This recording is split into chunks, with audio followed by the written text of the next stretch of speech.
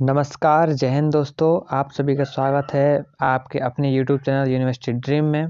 और मैं मानस मिश्रा आज आप सभी के लिए बीच लेके आया हूँ जो एमए एंट्रेंस हिंदी एंट्रेंस है। और बीएचयू या जेएनयू हो या डीयू हो या फिर इलाहाबाद यूनिवर्सिटी हो या फिर अदर यूनिवर्सिटीज़ के लिए जो आप प्रिपरेशन कर रहे हैं 2022 की एंट्रेंस की तैयारी के लिए, तो उसी के संदर्भ में आज हम हिंदी को लेके आए हैं। उसके पहले एक वीडियो है जो बीएड से संबंधित है, वो आशीष जी ने बना चुके हैं वीडियो। अगर आपने वो वीडियो नहीं देखा है तो हम उसको डिस्क्रिप्शन बॉक्स में उसका लिंक दे देंगे, और जिनको बीएड का तैयारी करना है वो उस लिंक में जाकर अपना तैयारी के लिए टेलीग्राम लिंक ज्वाइन कर सकते हैं। उसके लिए आशीष जी कंटिन्यू अपने वीडियोस अपलोड करते जा रहे हैं और टेलीग्राम लिंक से जुड़ें ताकि आप कुछ भी मिस ना कर सकें। आज हम बात करने वाले हैं हिंदी के बारे में कि एमए एंट्रेंस के बारे में बहुत सारी चर्चा हो रही हैं कि पीजी में सीयूसीईटी लागू होगा। सीयूसीईटी क्या है और इसकी प्रिपरेशन कैसी होगी, सिलेबस क्या रहेगा, अलग अलग यूनिवर्सिटीज़ के सिलेबस जो हैं, अलग पाठ्यक्रम जो हैं चेंज तो नहीं हो गए। तो बहुत सारी चीज़ें आपके मन में कहीं ना कहीं प्रश्न बहुत ज़्यादा मन में दिमाग में घूम रहे होंगे। तो इस वीडियो में हम बात करने वाले हैं पूरी हिंदी पाठ्यक्रम पर विस्तृत जानकारी और परीक्षा रणनीति क्या होगी आपकी, प्रमुख पुस्तकें आप कौन-कौन सी पढ़ेंगे और फ्री पाठ्य सामग्री आपको कहाँ से मिलेगी, और आप और भी बहुत कुछ जो भी आपके क्वेश्चंस आपके मन में सवाल चल रहे हैं, वो सारी चीज़ें आज के इस वीडियो में कवर करने वाले हैं।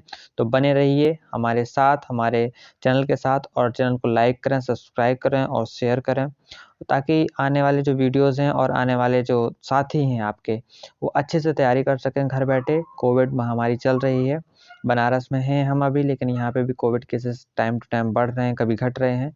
तो आप अपना तैयारी घर से बैठ के कर सकते हैं। तो चलिए स्टार्ट करते हैं आज का सेशन। देखिए, सबसे पहले समझते हैं कि सीयूसीईटी क्या है। देखिए, सीयूसीईटी जो है, सीयूसीईटी ये एक प्रकार से central university common entrance test है। जो सीयूसीईटी है वो central university common entrance test है। यानी कि सीधा-सीधा मतलब ये है कि आपको भारत में अलग-अलग यूनिवर्सिटी जो सेंट्रल यूनिवर्सिटीज़ हैं, उनमें अलग-अलग एंट्रेंस नहीं देना पड़ेगा। अभी तक आप जेएनयू का अलग एंट्रेंस का फॉर्म भरते थे, ₹1000 लगता था आपका, डीएचयू का अलग भरते थे और जेएनयू का अलग और डीयू का अलग भरते थे, इलाहाबाद यूनिवर्सिटी का अलग भरते थे। लेकिन अब से आपका क्या हो गया है कि अब आप एक ही एग्ज़ाम देंगे और उसी एग्ज़ाम के तहत आप अपना यूनिवर्सिटी चूज़ करेंगे, आपको वो यूनिवर्सिटी दे दिया जाएगा। देखिए, इसमें यूजी और पीजी के लिए अलग-अलग पाठ्यक्रम निर्धारित किए गए हैं, ठीक है? यूजी अर्थात स्नातक के अभ्यर्थियों के लिए प्रश्न पत्र के 2 भागों में विभाजित किया जाएगा, जिसमें आपका एप्टीट्यूड टेस्ट एक होगा और दूसरा जो होगा मुख्य विषय की परीक्षा होगी। जैसे अगर आप बीए के हैं तो सोशल साइंस के हैं, तो आपसे सोशल साइंस के सब्जेक्ट हिस्ट्री, इकोनॉमिक्स, ज्योग्राफी ये सारे सब्जेक्ट पूछेंगे। अगर आप साइंस से हैं तो आपका पहला पेपर तो जनरल एप्टीट्यूड का सभी का होना है, और दूसरे पेपर में आपका फिजिक्स, केमिस्ट्री, मैथ, बायो जो भी आपका होगा मुख्य विषय परीक्षा, तो वो आपका पूछा जाएगा। अब हम बात कर लेते हैं पीजी अर्थात परास्नातक, पोस्ट ग्रेजुएट अभ्यर्थियों के लिए उनके विषयानुसार पाठ्यक्रम का निर्धारित किया गया है उनका पाठ्यक्रम। तो आज हम इस वीडियो में जानेंगे हिंदी का जो पाठ्यक्रम है, उसके बारे में विस्तार से जानेंगे कि हिंदी का पाठ्यक्रम जो सीयूसीईटी हमारे साथी देंगे, तो उसके बारे में कौन-कौन से विषय हैं, क्या-क्या टॉपिक रहेंगे, तो उसके बारे में समझते हैं।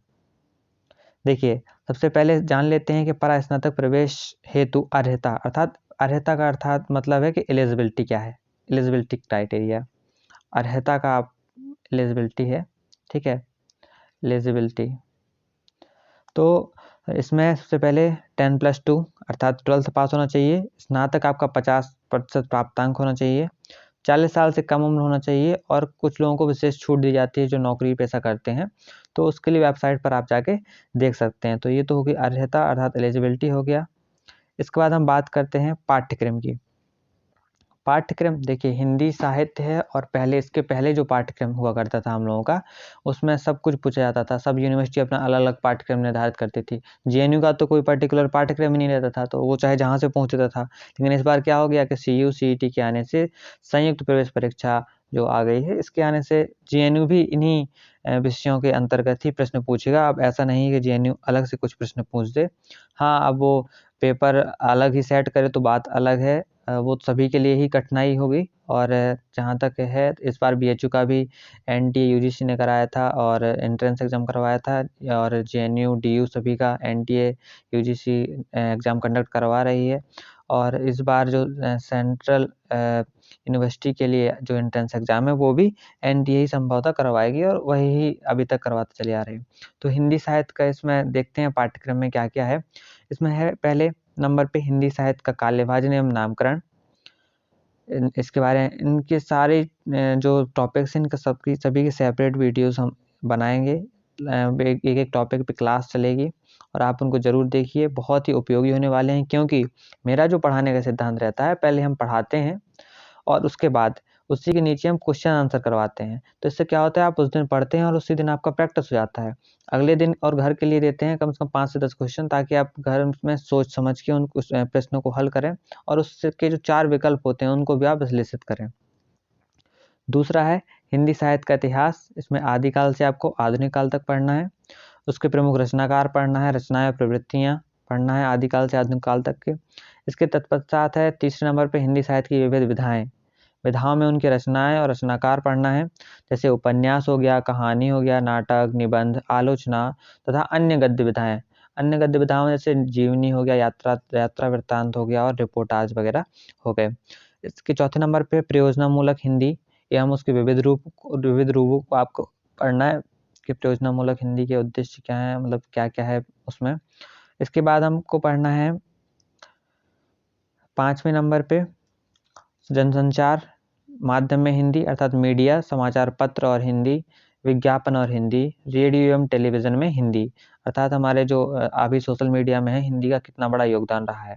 6वें नंबर पे पढ़ना है हमको भारतीय काव्यशास्त्र, जिसमें शब्द शक्ति, काव्य हेतु, काव्य प्रयोजन एवं काव्य लक्षण, सीधे-सीधे रस, छंद, अलंकार, ये सब पढ़ना है। हिंदी व्याकरण में आपको पढ़ना है संधि, समास, काल, विन्यास, वाक्य विन्यास। तो ये तो हो गया हमारा पाठ्यक्रम।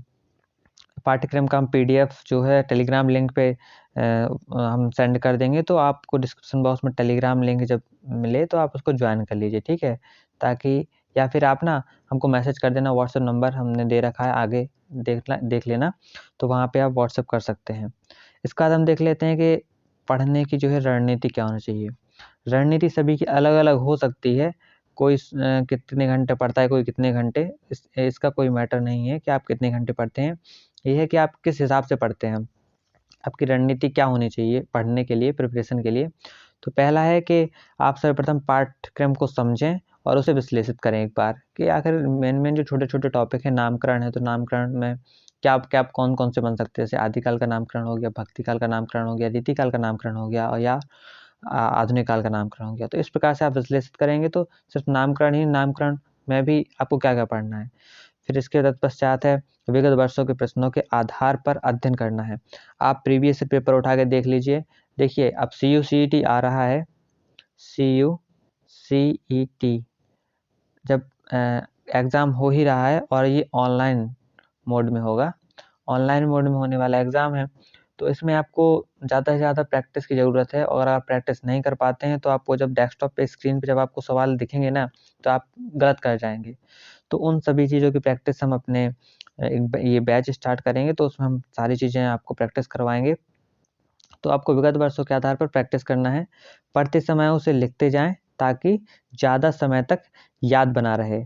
जो भी आप पढ़ रहे हैं उसे लिखते जाएँ, और हो सके तो शॉर्ट नोट्स भी बना सकते हैं, ज़्यादा से ज़्यादा 2-3 पेज के। कोई टॉपिक है 2-3 पेज के आप शॉर्ट नोट्स बना लीजिए। उससे क्या होगा कि आप जब भी रिवीजन करेंगे तो आप फटाक से 2-3 पेज पढ़ने में ज़्यादा टाइम नहीं लगेगा, 5 मिनट का टाइम लगेगा।